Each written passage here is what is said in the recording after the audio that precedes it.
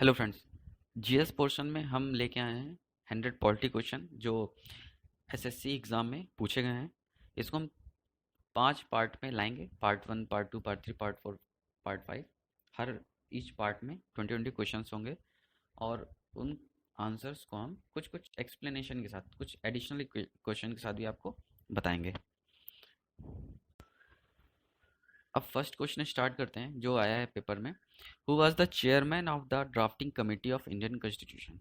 जो अपना Indian constitution जब बन रहा था तो उसके ड्राफ्टिंग कमेटी के चेयरमैन कौन थे? चेयरपर्सन या चेयरमैन कुछ भी लिख के आ सकता है। तो वो थे डॉक्टर भीमराव अंबेडकर। ये तो क्वेश्चन आया है। इसके अलावा और पूछ पूछ क्या कह सकता है? जैसे पूछ सकता है कि रूल्स कमेटी के चेयरमैन कौन थे या चेयरपर्सन कौन थे, तो वो डॉक्टर राजेंद्र प्रसाद थे। ड्राफ्टिंग कमेटी के तो हो ही गए आपके doctor Bhimrao Ambedkar. Union power committee के पंडित जवाहरलाल नेहरू थे। प्रोविंशियल कॉन्स्टिट्यूशन कमेटी, प्रोविंशियल जो प्रोविंसेस कॉन्स्टिट्यूट करने के लिए जो कमेटी थी उसके सरदार वल्लभ भाई पटेल थे। Fundamental fundamental right sub committee के श्री जेबी कृपलानी जी थे। माइनॉरिटी सब कमेटी के एससी मुखर्जी जी थे। अब सेकंड क्वेश्चन है, from which country did the Indian constitution borrow the idea of directive principle of state policy? Answer is Ireland. Means जो हमारा Indian constitution है उसने जो आइडियाज़ लिए हैं वो अलग अलग कंट्री से, जिस कंट्री का जो अच्छे पार्ट थे उनको वहाँ से वो पॉलिसी ली है, उनको बोरो की वहाँ से, फिर अपने कॉन्स्टिट्यूशन में इंटर किया। तो जैसे ये है कि डायरेक्टिव प्रिंसिपल पॉलिसी ये आयरलैंड से ली गई है। सेम एज यूएस कॉन्स्टिट्यूशन से, जो यूएस कॉन्स्टिट्यूशन से उससे उन्होंने लिया था fundamental right, post of vice president, independence of judiciary and judicial review. ऐसे ही कैनेडियन कॉन्स्टिट्यूशन से इन्होंने लिया था federation with more powers to union, residuary power with union and advisory jurisdiction of supreme court. ये कैनेडियन से लिया था। फ्रेंच कॉन्स्टिट्यूशन से इन्होंने लिबर्टी, इक्वलिटी, फ्रेटर्निटी, इस चीज़ की बात ली थी इन्होंने अपने कॉन्स्टिट्यूशन के लिए, इंडियन कॉन्स्टिट्यूशन के लिए। ऑस्ट्रेलियन कॉन्स्टिट्यूशन से joint sitting of Lok Sabha and Rajya Sabha and freedom of trade and commerce, ये इन्होंने ऑस्ट्रेलिया कमिटी से लिया, कॉन्स्टिट्यूशन से लिया था। ब्रिटेन से इन्होंने लिया था parliamentary form, rule of law and single citizenship, ये ब्रिटेन से लिया था, यूके से। जर्मन कॉन्स्टिट्यूशन से इन्होंने लिया था emergency provision and suspension of fundamental right. अब थर्ड क्वेश्चन है, right has been remove from fundamental rights and converted to a simple legal right. तो ये है राइट टू प्रॉपर्टी। अपने इंडियन कॉन्स्टिट्यूशन में फंडामेंटल राइट जो पहले थे 1976 से पहले हमारे पास टोटल 7 फंडामेंटल राइट्स थे। Right to equality, right to freedom, right to exploitation, right to constitutional remedies, religious right, cultural and educational right of minority and right to property. तो लेकिन 1976 में 44th कॉन्स्टिट्यूशन, एज पर 44th constitution amendment act, right to property को हटा दिया गया। तो अब हमारे पास टोटल 6 फंडामेंटल राइट्स बचे एक्सेप्ट राइट टू प्रॉपर्टी। अब नेक्स्ट क्वेश्चन है, how many fundamental duties does part 4A of Indian constitution specifies? तो टोटल जो फंडामेंटल ड्यूटीज जो पार्ट 4A में स्पेसिफाई हैं वो हैं 11। अब फंडामेंटल ड्यूटीज जो है ये हमारे आर्टिकल 51A में हैं। मतलब फंडामेंटल ड्यूटीज हमारे आर्टिकल 51A, इसको याद रखिएगा, 51A में है। Part 4A fundamental duties article 51A में है। इसको 42nd कॉन्स्टिट्यूशन अमेंडमेंट एक्ट के तहत 1976, 42nd कॉन्स्टिट्यूशन अमेंडमेंट एक्ट के तहत इसको रिकमेंड किया था स्वर्ण सिंह कमेटी ने। तो ये अपने कॉन्स्टिट्यूशन में आया।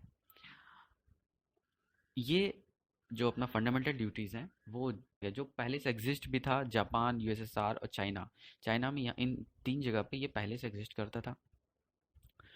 पहले अपने यहाँ टोटल 10 फंडामेंटल ड्यूटीज़ थी, लेकिन after constitution amendment act 2002, 86 constitution amendment act 2002, एक फंडामेंटल ड्यूटीज इंक्रीज करके टोटल 11 कर दी गई हैं।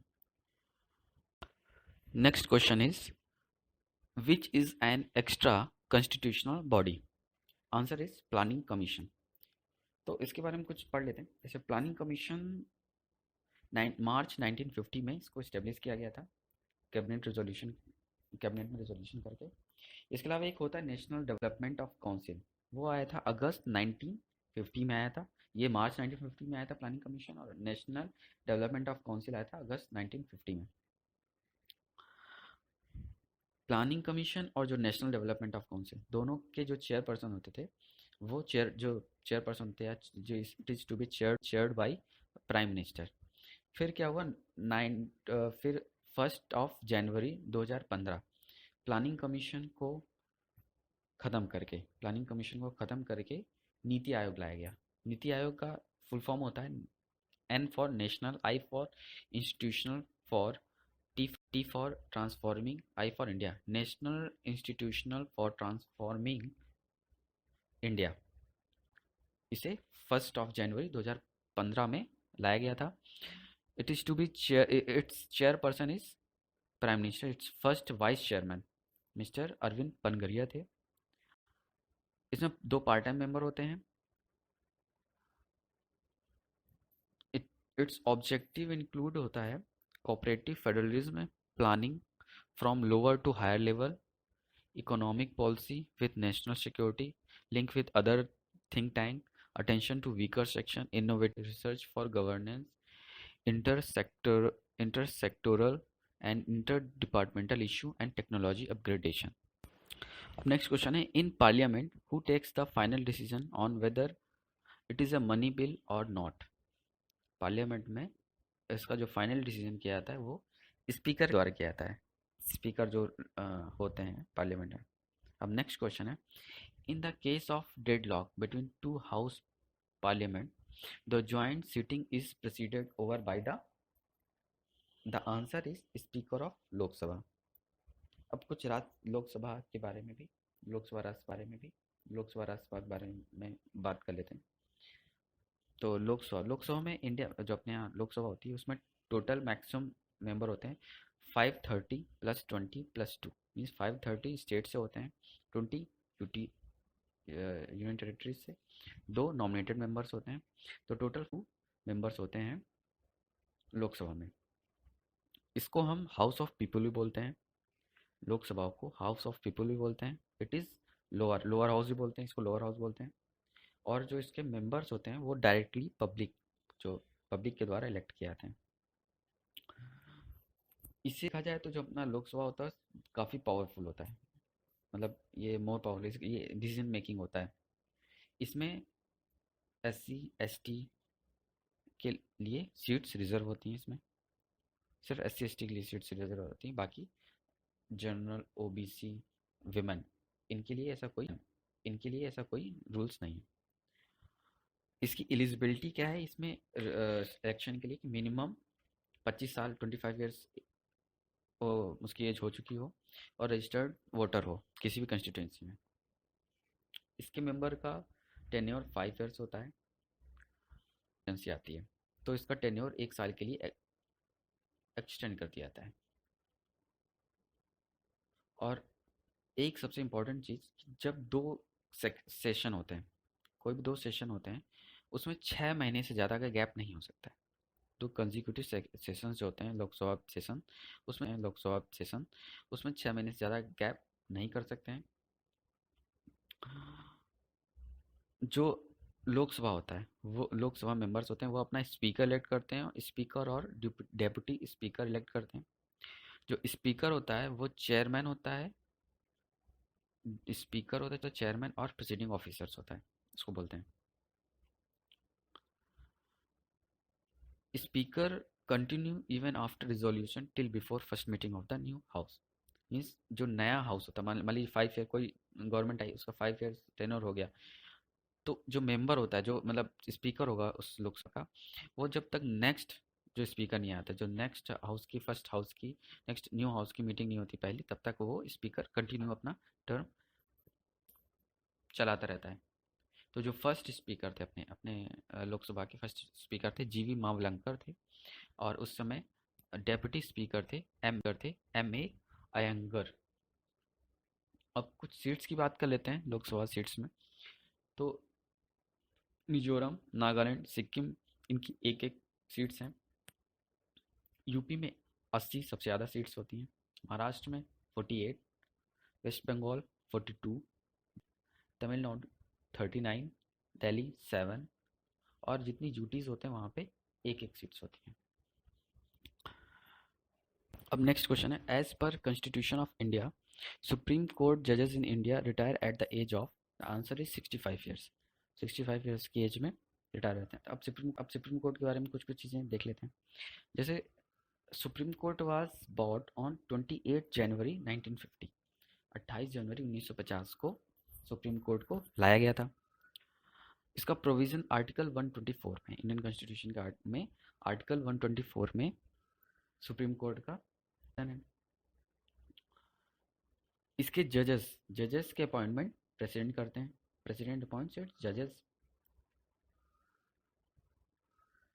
Supreme court can transfer case from one high court to the other high court. Supreme court अगर चाहे उसमें कोई पटिशन लगा देता है तो वो एक हाई कोर्ट से दूसरी हाई कोर्ट में ट्रांसफर कर सकता है।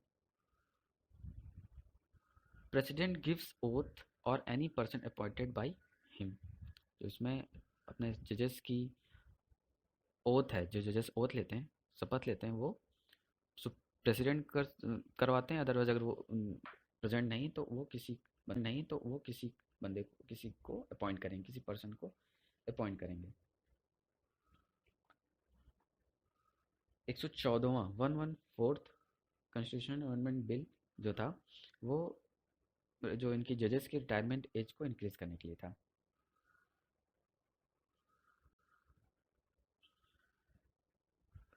जो चीफ जस्टिस, पहले चीफ जस्टिस थे जस्टिस हरिलाल कानिया।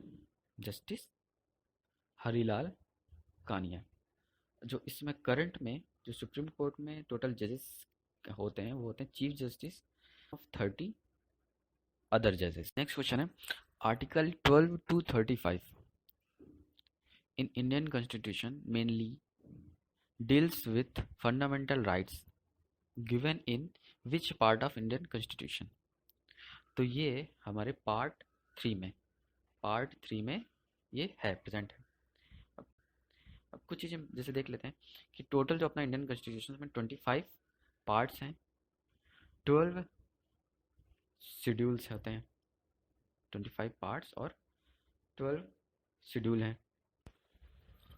और जैसे फंडामेंटल राइट में इसमें देख लेते हैं क्या क्या है। तो जैसे राइट टू 14 to 18, जो आर्टिकल 14 to 18 है वो राइट टू इक्वलिटी के लिए। राइट टू फ्रीडम 19 to 22 में है। राइट अगेंस्ट एक्सप्लॉयटेशन आर्टिकल 23 और 24 में है। रिलीजियस राइट आर्टिकल 25 to 28 में है। Cultural and educational right of minorities के आर्टिकल 29 एंड 30 में है। राइट टू कॉन्स्टिट्यूशनल रेमेडीज ये आर्टिकल 32 में है। अब नेक्स्ट क्वेश्चन है, a writ issued by the Supreme Court compelling a quasi-judicial public authority to perform its mandatory duty is, वो है मैंडामस। एक रिट है मैंडामस। इसका मतलब होता है मैंडामस में, it means court demand public authorities and ask them to do और नॉट टू डू समथिंग। और दूसरा क्या होता है, it does not come against individual, private bodies, president, state government, parliament and state legislature. तो ये एक रिट है मैंडामस, जिसका ये डिस्क्रिप्शन है। इसके अलावा कई तरह की रिट्स और होती हैं, जैसे हैबस कॉर्पस होती है, प्रोहिबिशन होती है, सेरिटोरी होती है, क्वो वारंटो, ये भी एक तरह की रिट है। अब नेक्स्ट क्वेश्चन है, out of 45 member of Rajya Sabha how many members are nominated by president? तो answer is 12, means 12 member president के द्वारा नॉमिनेट किए जाते हैं। तो कुछ चीज़ें अब राज्यसभा के बारे में जैसे देख लेते आ गया तो जैसे लोकसभा को हाउस ऑफ पीपल बोला जाता था, तो इसे क्या बोलते हैं, काउंसिल ऑफ स्टेट्स बोलते हैं। वो लोअर हाउस था, ये अपर हाउस है। इसके से परमानेंट हाउस भी बोलते हैं। एंड इसके जो मेंबर होते हैं वो इनडायरेक्टली इलेक्ट किए जाते हैं by elected member of state legislative assemblies. मतलब ये डायरेक्टली पब्लिक नहीं उनको इलेक्ट करती, ये जो elected members state legislative assembly के उनके द्वारा इलेक्ट किए जाते हैं। तो और प्रेसिडेंट 12 लोग को नॉमिनेट करते हैं इसमें। इनका जो टेन्योर होता है, टर्म होता है, टर्म, वो इसके मेंबर्स का 6 ईयर्स होता है। उनमें से 1/3 जो होते हैं वो एवरी 2 ईयर्स में रिटायर होते हैं। एवरी 2 ईयर्स 1/3 मेंबर रिटायर हो जाते हैं। वाइस प्रेसिडेंट इसके एक्स ऑफिसियो चेयरमैन होते हैं। वाइस प्रेसिडेंट इसके एक्स ऑफिसियो चेयरमैन होते हैं। ये अपना डेप्यूटी जो चेयरमैन होता है, राज्यसभा अपना डेप्यूटी चेयरमैन इलेक्ट करते हैं। अगर वाइस प्रेसिडेंट को रिमूव करना है तो उसका जो रिजोल्यूशन आएगा वो आएगा राज्यसभा के थ्रू आएगा। वो सबसे पहले राज्यसभा में आएगा, तब जाके वो लोकसभा में जाएगा। अब फर्स्ट डेप्यूटी चेयरमैन थे SV कृष्णा मूर्ति।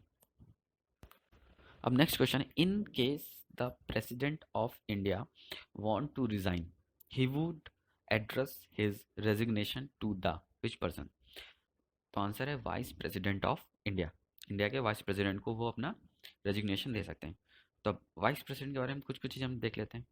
तो जो वाइस प्रेसिडेंट का प्रोविज़न है वो आर्टिकल 63 में है, और 60 अकॉर्डिंग टू आर्टिकल 64 वो चेयरमैन ऑफ राज्यसभा बन सकते हैं, लेकिन उसके मेंबर नहीं होते हैं। वो उसके चेयरमैन होते हैं, चेयरपर्सन या चेयरमैन होते हैं, लेकिन मेंबर नहीं होते। तो ये हमेशा ध्यान रखिएगा। ये क्वेश्चन पूछ लेता है कि वाइस प्रेसिडेंट मेंबर होते हैं राज्यसभा के कि नहीं, तो लोग सोचते हैं कि मतलब उसके चेयरमैन है तो होंगे, लेकिन ऐसा नहीं है। तो वो सिर्फ उसके प्रेसिडेंट होते हैं, चेयरमैन होते हैं, लेकिन वो मेंबर नहीं होते हैं। तो ये एज पर आर्टिकल 64 के थ्रू होता है, और इनका जो प्रोविज़न है वाइस प्रेसिडेंट का आर्टिकल 64 में है। और जैसे क्वेश्चन में है कि अगर प्रेसिडेंट नहीं है तो उसकी जगह पे वाइस प्रेसिडेंट काम करते हैं। If even vice president can not act then chief justice of India except. अगर वाइस प्रेसिडेंट भी प्रेजेंट नहीं है उनका रेजिग्नेशन लेने के लिए भी उस समय, मान लो वो भी उनको रिटायर पड़े हैं या उनकी तबीयत खराब है, तो जो चीफ जस्टिस ऑफ इंडिया है वो उनका रेजिग्नेशन लेंगे। इनका टर्म 5 ईयर्स का होता है। इसके लिए एलिजिबिलिटी में वो सिटीजन ऑफ इंडिया होना चाहिए, एटलीस्ट 35 ईयर्स ऑफ एज होनी चाहिए, राज्यसभा में इलेक्शन के लिए एलिजिबल होना चाहिए, किसी भी ऑफिस ऑफ प्रॉफिट के अंडर नहीं आना चाहिए गवर्नमेंट के। जो सबसे पहले हमारे फर्स्ट वाइस प्रेसिडेंट थे वो डॉक्टर सर्वपल्ली राधाकृष्णन थे। अब नेक्स्ट क्वेश्चन है, which is also known as first chief law officer of government of India? अपने गवर्नमेंट ऑफ इंडिया के पहले, या चीफ फर्स्ट बोला जाए या चीफ लॉ ऑफिसर बोला जाए, तो वो कौन है? तो वो आंसर है attorney general of India, attorney general. तो अटॉर्नी जनरल जो हमारे होते हैं वो फर्स्ट चीफ लॉ ऑफिसर होते हैं। अब इनके बारे में देख लेते हैं, अटॉर्नी जनरल के बारे में कुछ कुछ पॉइंट्स पॉलिटिक्स से रिलेटेड। इनका जो प्रोविज़न है ये आर्टिकल 76 में, ये हमारे गवर्नमेंट को, जो जैसे ये इंडियन गवर्नमेंट जो सरकार चला रही होती है उनके ये लीगल एडवाइज़र होते हैं, ये लीगल एडवाइस देते हैं, ये उनका केस लड़ते हैं। इनका अपॉइंटमेंट प्रेसिडेंट के द्वारा होता है, एंड जो प्रेसिडेंट ही होते हैं वो उनकी सर्विस कंडीशन को डिसाइड भी करते हैं कि उन्हें क्या करना है क्या नहीं करना है, और अपॉइंट भी वही करेंगे। ये जो अपने अटॉर्नी जनरल होते हैं वो लोकसभा और राज्यसभा के सेशन में पार्ट सकते हैं, लेकिन इन्हें उसमें वोट देने का राइट नहीं होता है। उसमें पार्टिसिपेट कर सकते हैं but without right to vote. ये सेंट्रल गवर्नमेंट को कोर्ट में रिप्रेजेंट करते हैं। कोई केस, इन केस कोई सेंट्रल गवर्नमेंट के लिए डाला ये केस है, तो उसको अटॉर्नी जनरल रिप्रेजेंट करते हैं। इनका जो एलिजिबिलिटी है सेम है जो सुप्रीम कोर्ट के जजेस की रहती है, सेम एलिजिबिलिटी इनकी है। जो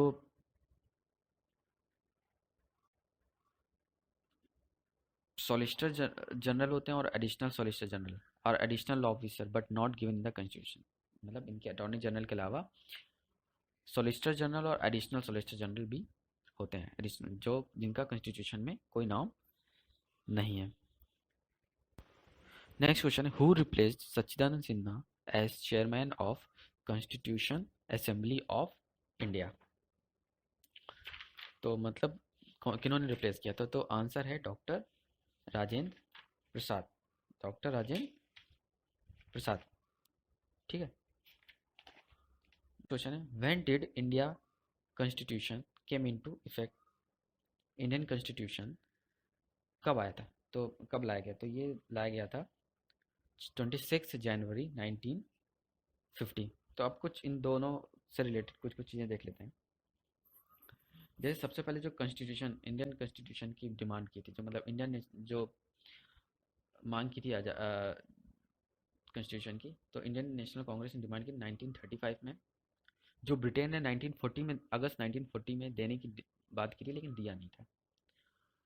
इसे लाया गया था, ब्रिटेन ने इसे लाया कैबिनेट मिशन प्लान के तहत नवंबर 1946 में, जिसकी फर्स्ट मीटिंग 9 दिसंबर 1946 में न्यू दिल्ली में हुई थी। सबसे पहले जो डॉक्टर सच्चिदानंद सिन्हा थे, इनको एज ए टेम्पररी प्रेसिडेंट पे अपॉइंट किया था, जो बाद में डॉक्टर राजेंद्र प्रसाद परमानेंट में प्रेसिडेंट हो गए। उस समय अपने जो कॉन्स्टिट्यूशन में अप 389 मेंबर्स थे, उनमें से 296 from provinces and 93 from princely states थे। पास किया गया था, मतलब 26 जनवरी को तो लागू कर दिया गया था, लेकिन जो पास किया गया था वो 26 नवंबर 1949 को पास किया गया, और 26 जनवरी 1950 को इम्प्लीमेंट कर दिया गया। नेक्स्ट क्वेश्चन है, in which form of government the final decision making power lies with those elected by the people? तो आंसर है डेमोक्रेटिक। जो डेमोक्रेटिक गवर्नमेंट है उसमें जो पर्सन होते हैं, जो पीपल के द्वारा इलेक्ट होके जाते हैं, उनको फाइनल डिसीजन मेकिंग पावर होती है। नेक्स्ट क्वेश्चन है, next question, the Indian constitution declare India as per Indian constitution India is a union of state. अब कुछ बातें हम अपने कॉन्स्टिट्यूशन के बारे में देख लेते हैं। जो कॉन्स्टिट्यूशन है, ठीक है, जो Indian constitution, it is written and supreme होता है। It is written and supreme. It is lengthious in the word, it is lengthious in the word. और नेक्स्ट है, it is combination of being rigid and flexible both. ये दोनों तरह से rigid भी है, कुछ कुछ मामलों में रिजिड है, कुछ मामलों में काफ़ी फ्लेक्सिबल है, जिसका लोग यूज़ कर लेते हैं, फ़ायदा उठा लेते हैं। Single constitution for union and state, union और स्टेट के लिए सिंगल कॉन्स्टिट्यूशन है। It has 25 parts and 12 schedules. It is it takes from many countries, but one important source is government of India act 1935। और एक बहुत most important, it has special provision for some areas and some classes of people, some areas and some classes of people। और एक सबसे अहम चीज़ होती है, जो हमारा कॉन्स्टिट्यूशन होता है वो 3 पार्ट में होता है, पार्लियामेंट, जुडिशरी और इंडिपेंडेंट जुडिशरी। तो पार्लियामेंट जो होता है, पार्लियामेंट से क्या होता है, गवर्नमेंट फॉर्म होती है, गवर्नमेंट के अंदर सिविल सर्विसेज होते हैं। और दूसरा क्या होता है, जुडिशरी होती है। तीसरा इंडिपेंडेंट जुडिशरी। जो इंडिपेंडेंट जुडिशरी में क्या क्या आता है, election commission, UPSC, CAG, etcetera etcetera. अब नेक्स्ट क्वेश्चन है, who was the first chief election commissioner of India? तो ये थे मिस्टर सुकुमार सेन। अब इलेक्शन कमीशन की बात आ रही तो उसके बारे में थोड़ा देख लेते हैं। इसका प्रोविज़न, जो election commission of India ECE, इसका प्रोविज़न आर्टिकल 324 में है। तो 25 जनवरी 26 को तो अपना कॉन्स्टिट्यूशन आया, इसे 25 जनवरी 1950 को लाया गया था। 25 January celebrated as a national voters day. इसमें जो जो अपना इलेक्शन कमीशन हो, इसमें चीफ इलेक्शन कमिश्नर होता है, इसके अलावा अदर इलेक्शन कमिश्नर्स होते हैं। इनका टर्म 6 ईयर का होता है, या maximum of 65 years of age. जो चीफ इलेक्शन कमिश्नर होता है, इसका जो रिमूवल होता है सेम रिमूवल जो सुप्रीम कोर्ट के जजेस का जैसे होता है, सेम प्रोसीजर है रिमूव करने का। जो चीफ इलेक्शन कमिश्नर उनका रिमूव, और बाकी जो इलेक्शन कमिश्नर है उनका रिमूवल जो एडवाइस पे, जो चीफ इलेक्शन कमिश्नर के एडवाइस पे रिमूव किया जाता है। ये जो अपना चीफ इलेक्शन कमिश्नर होते हैं, ये इलेक्शन शेड्यूल लाते हैं। शेड्यूल जो आता है वो चीफ इलेक्शन कमिश्नर लाते हैं। जो गवर्नमेंट ऑफ इंडिया डिसाइड करती है election expenses limit on it's advice. जो हमारे चीफ इलेक्शन कमिश्नर होते हैं वो एडवाइस देते हैं गवर्नमेंट ऑफ इंडिया को। तब जो अपनी गवर्नमेंट ऑफ इंडिया है वो डिसाइड करेगी कि क्या एक्सपेंसेस लिमिट होंगे। यही इलेक्टोरल जो अपनी इलेक्टोरल जो रोल होगी, वोटर लिस्ट होगी जिसे बोलते हैं, वो प्रिपेयर हमारे चीफ इलेक्शन कमिश्नर के अंदर में ही आती है, यही प्रिपेयर कराते हैं। काउंटिंग ऑफ वोट, जो काउंटिंग ऑफ वोट्स होती है वो भी यही डिक्लेयर करते हैं। और अपने फर्स्ट सुकुमार सेन जी थे। Next question, when did the Indian constitution assembly Indian adopted by the constitution? तो आंसर है 26 नवंबर 1949। ये भी हम लोग ने पीछे देखा ही था, बताया था। नेक्स्ट क्वेश्चन है, India has taken the concept of judicial review from which country constitution? तो इसका आंसर आपको पता ही है, यूएसए, क्योंकि इसके बारे में डिस्कस प्रीवियस हो चुका है। सो प्लीज़, अगर आपको ये लेक्चर पसंद आया, ये क्वेश्चन पसंद आए, जो कहने को तो 20 क्वेश्चन, लेकिन इसमें काफ़ी कुछ पढ़ लिया, काफ़ी कुछ अटेंड किया, तो प्लीज़ अगर आपको पसंद आया तो please like, share, comment, subscribe and bell icon press करना बिल्कुल ना भूलें। Thank you.